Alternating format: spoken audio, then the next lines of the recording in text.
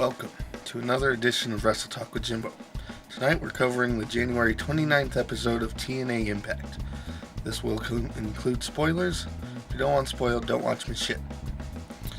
Now, first of all, this episode of TNA was opened with a paid advertisement from the poor man's NWO, the Main Event Mafia. It's really sad when we have to recycle stuff from WCW, have the paid advertisements.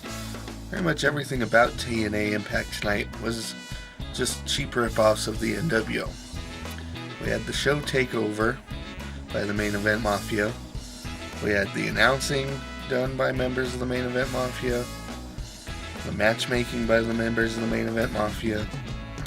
Everything that could have been used from the NWO was used.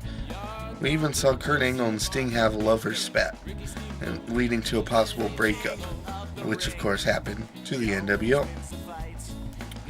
One thing about TNA Impact is their 2-hour show they actually had 6 matches, which is more than Monday Night Raw had. So, good job for actually having wrestling on that wrestling program. Now, TNA's got some big problems. TNA, to me, basically is a place for wash-ups, has-beens, and never-will-be's. Their matchmaking isn't that great. Most of their stories are just downright confusing, and their characters are garbage.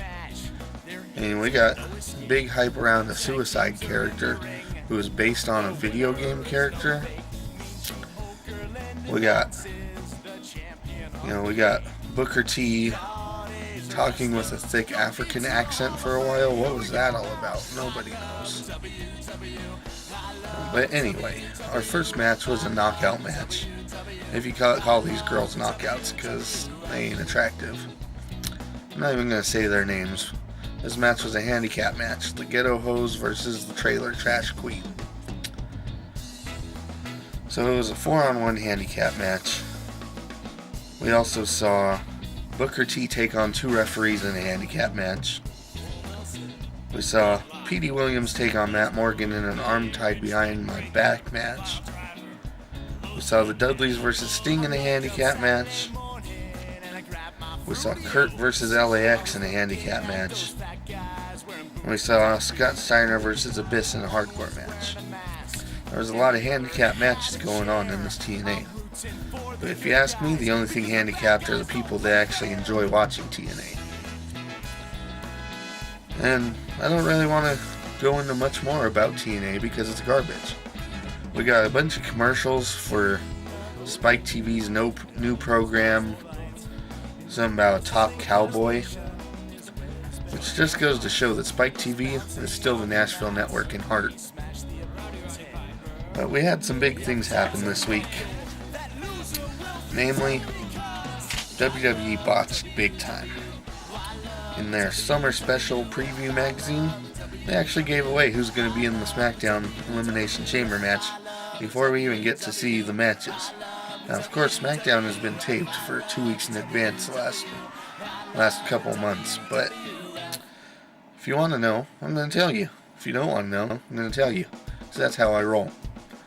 Anyway, in the SmackDown Elimination Chamber match at No Way Out, we're going to have Vladimir Kozlov, Triple H, Undertaker, Big Show, Jeff Hardy, and Edge. Now, it's tentative. Things change. Maybe Vince will realize his mistake and change things. I mean, it would make more sense to have Matt Hardy in this match. But that's how things are going. Now, I was able to go see The Wrestler the other night. I didn't really like it. I could appreciate it, being a former trained wrestler myself. But it's not really a movie for wrestling fans. It's a movie for older wrestlers that had to deal with the trials and tribulations like this. Basically, if you've ever read a wrestler's autobiography or bought one of the documentary DVDs for an older wrestler, then you've seen the movie The Wrestler. Mickey Rourke did a good job, but the movie was really, really slow, as most independent movies are. My big beef with it is it didn't have an ending. they took the time to build up all the drama surrounding the heart problems, and then it just ends. You don't know whether he lived, whether he died. It was just pointless.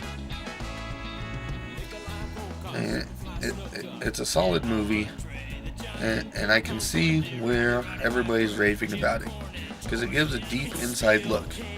But personally, I think if he had played the role of an actual established wrestler that had to deal with these problems that he dealt with, then I would probably be more behind it, because then you get the emotional bond.